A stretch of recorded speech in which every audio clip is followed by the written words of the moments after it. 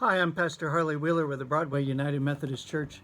Today's devotion I'm reading out of Romans chapter 12, verse 16, where Paul writes, "Live in harmony with one another." And then I think he gives us instruction that will help us to live in harmony with one another. It says, "Live in harmony with one another. Do not be haughty, but associate with the lowly. Never be wise in your own sight." Now, there's probably, and Paul would agree, even more things that should be thought about, other things that will occur to the wise mind about living in harmony with one another.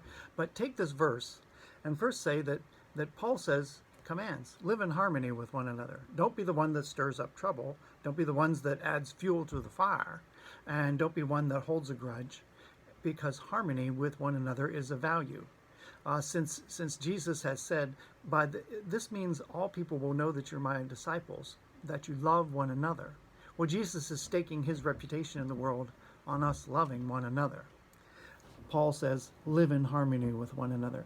It's something to be sought. It's something to actually put some thought and some effort into. And in this he also says, do not be wise in your own sight. In other words, you're going to encounter people, and guess what? They will have ideas and thoughts that differ from yours.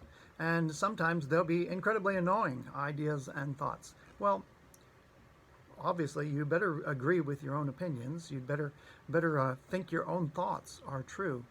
But have some time to hear what other people are saying and understand that they may not see the glorious wisdom and the glowing, scintillating wonderfulness of your own thoughts. Don't be so wise in your own eyes.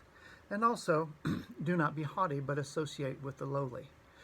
Paul's time was as class conscious as any time could ever have been, but ours is pretty class conscious now. There are people who count in the world's eyes and people who don't. There are people that we feel are part of us, our group, and people we are certain are not. Don't be haughty. Don't be prideful. Associate with the lowly. Be intentional about it. You want to cultivate some friends in what you might call low places.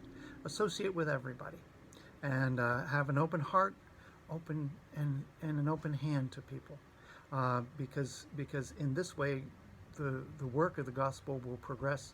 People will want to know what you know about God when they know that you care, as an image of how God cares. So today, live in harmony with one another. Amen.